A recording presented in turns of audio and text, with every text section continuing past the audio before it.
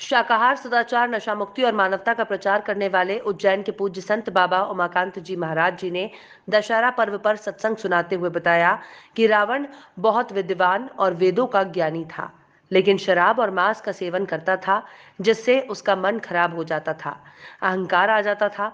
तो अहंकार ही संहार का कारण बनता है, इसलिए शराब और मांस रावण के विनाश का कारण बना। आज त्योहार है, दशहरा है।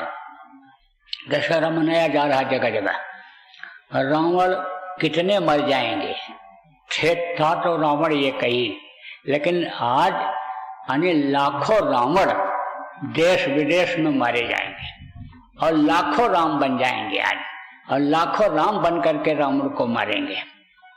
तो अब आप समझो कि रावण है कौन? रावण तो एक ही था। रावण बड़ा विद्वान था, बलवान था, और रावण के अंदर बड़ी शक्ति थी, ताकत थी, और रावण ने बहुत तपस्या भी किया था। आप बहुत मेहनत किया था। इन अक्रों चक्रों को वो सब को रोक लेता था, और तभी तो उसके अंदर सब ताकत आई थी। लेकिन बुद्धि उसकी खराब हो जाती थी। एक कारण उसके विनाश का यही बना कि बुद्धि उसकी खराब होती थी। और कौन खराब करता था? मन खराब करता था।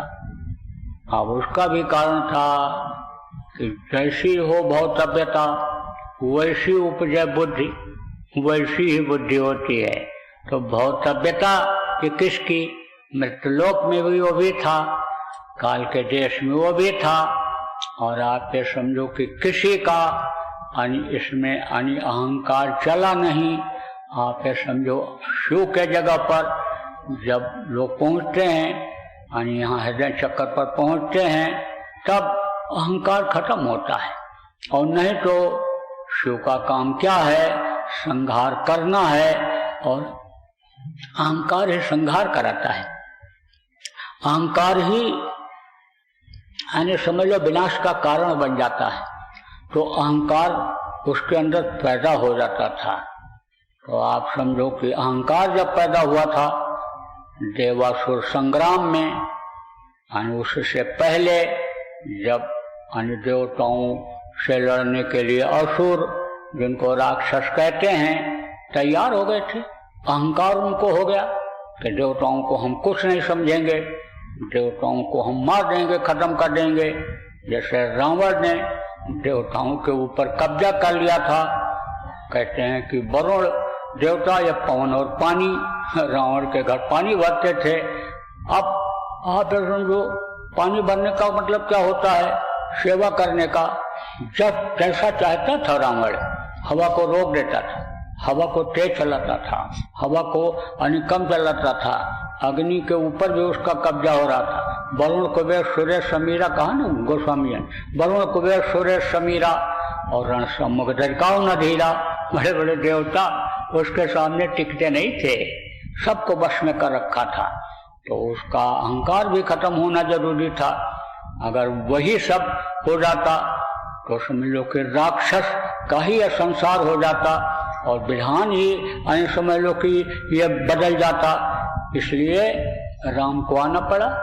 चाहे दो कला दो शक्ति परशुराम से ही उनको मांगनी पड़ी रावण को विनाश करने की, लेकिन उसका विनाश अवश्यंभावी हो गया कि रावण का विनाश अहंकार की वजह से ही हुआ। लेकिन रावण को अहंकारी बनाया किसने? उसके मन ने बनाया, क्योंकि मनुष्य शरीर में वो भी था, और मनुष्य शरीर में आप भी हो। मनुष्य शरीर में यहाँ के भी दुष्ट लोग हैं, यहाँ के भी सज्जन लोग हैं, यहाँ भी के साधक हैं। उस समय के राम भी थे, मनुष्य शरीर में ही थे। कृष्ण भी, जो भी महापुरुष आए सब मनुष्य शरीर में ही थे। कबीर, गोस्वामी, पलटू, नानक, दादू, मीरा, भिखा, जो भी आए सब मनुष्य शरीर में थे।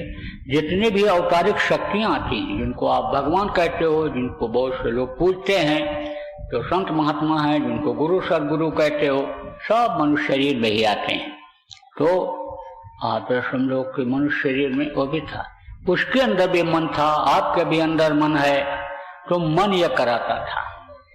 आप समझो मन ही उसके शरीर को चला देता था, और मन से अपराध यानी समझ लो कि हो जाता था, करा देता था, वो शरीर से अपराध करा देता था। अब मन यानी क्यों यानी खराब हो जाता था उसका, इसलिए मन यानी मोटा इसलिए हो जाता था, पापी इसलिए हो जाता था कि उसका खान पान खराब हो जाता था।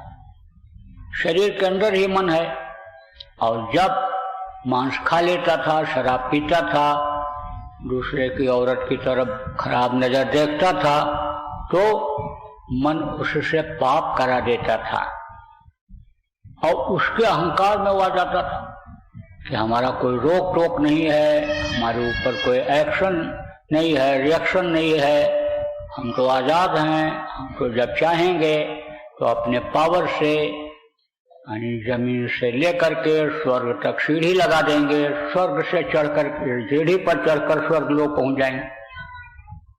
तो वो अहंकार उसको खत्म कर दिया।